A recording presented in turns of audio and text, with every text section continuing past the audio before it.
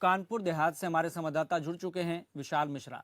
विशाल मिश्रा, किस तरीके की व्यवस्थाएं इंतजाम किए गए हैं और कोरोना को लेकर क्या कुछ अपडेट बताया जा रहा है? चलिए, संपर्क नहीं हो पा रहा है। मेरठ चलते हैं जहां से हमारे संवाददाता जुड़े हुए हैं, मैं उनका सीधा रुख कर लेते हैं। आपको बता दें, जिस तरीके से हम जानने का प्रयास कर रहे हैं हमारे प्रत्येक संवाददाता से, आपसे जानना चाहते हैं कि वहां पर किस तरीके से जो व्यवस्था है वो की गई है। महेंद्र कुमार हमारे साथ जुड़े हुए हैं। महेंद्र कुमार जी, आपसे जानना चाहते हैं कि व्यवस्थाएं और इंतजाम किस तरीके से किए गए हैं और जो इंतजाम किए गए।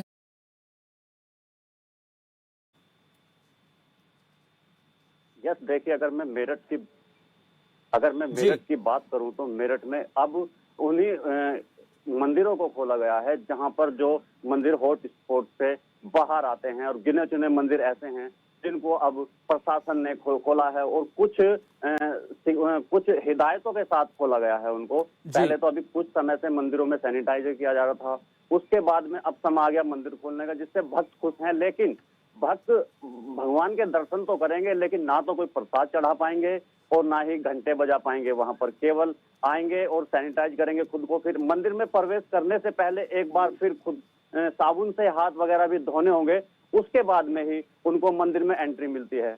वहीं अगर प्रशासन की बात करूं तो मंदिर में एंट्री कितने लोगों को एक साथ मिलेगी? लगभग 5 लोग एक साथ जा सकते हैं, वो भी मास्क लगा के अंदर एंट्री करेंगे। उसके बाद में ही भगवान के दर्शन कर पाएंगे, और अंदर भी सोशल डिस्टेंस का बेखूबी पालन करना होगा। मंदिर के बाहर जो लाइनें लगेंगी उनको भी सोशल डिस्टेंस का काफी पालन करना होगा। जगह जगह पर प्रशासन, पुलिस प्रशासन भी चौकसी बरते हुए कि कोई लोग इसका पालन करने के लिए अगर कोई दिक्कत करता है तो उसके लिए कड़ा रुख भी अपनाने के लिए प्रशासन तैयार है। मेरठ में अभी तक लगातार जो ओवरनाथ मंदिर है या मेरठ में गगोल तीर्थ स्थल है, जहां पर भगवान विश्वामित्र की तपोभूमि है, वहां पर भी इस समय मैं वहीं पर मौजूद हूं। और अगर यहाँ की बात करें तो यहाँ पर गिने चुने ही भक्त अभी तक आने शुरू हुए हैं, क्योंकि उन्हें पता है कि भगवान को मन में मानते हैं लोग। यहाँ के लोग बहुत ज्यादा ऐसे होते हैं जो भगवान को मन में मानते हैं और उसके बाद में घर से ही पूजा अर्चना करते हैं। लेकिन जो प्रशासन ने मंदिर और मस्जिदों को खोलने के आदेश दिए हैं, अब उनका पालन होने के बाद में देखा जाएगा कि आखिर जो मेरठ में लगातार जो कोरोना वायरस की संख्या बढ़ रही है, उसको देखते हुए क्या उस पर अंकुश लगाया जाएगा या फिर अभी भी तेजी से बढ़ता जाएगा। अगर कल की ही बात इसमें बताएं तो 17 लोगों में कल पुष्टि हुई थी। महेंद्र, आपसे जानना चाहते हैं कि ऐसे आसपास के कौन से इलाके हैं जहां पर लगातार मामले बढ़ते जा रहे हैं और जो सरकार की जो गाइडलाइंस हैं उसके तहत लोग उसका पालन नहीं कर रहे हैं? क्योंकि देखा जा रहा है कि प्रत्येक जिले में इसलिए मामले बढ़ रहे हैं क्योंकि लोग समझने को तैयार नहीं है।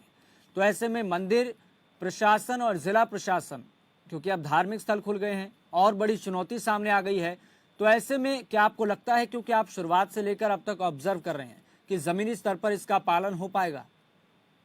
यस, मुझे नहीं लगता है, क्योंकि पुलिस प्रशासन और प्रशासन की लगातार कड़ी चुनौती तो रहेगी लोगों को संभालने के लिए। अब तक लोगों को सिर्फ लॉकडाउन का पालन करा रही थी, उसके बाद में कई लोग सोशल डिस्टेंस का पालन नहीं कर उसको पालन करा रहे थे। लेकिन अब चुनौती आ गई है कि मंदिरों की भी, अब मंदिरों में भी अब पुलिस प्रशासन को लगना होगा। उसके बाद में अगर मैं बात करूं मेरठ की, तो मेरठ में साक्षी नगर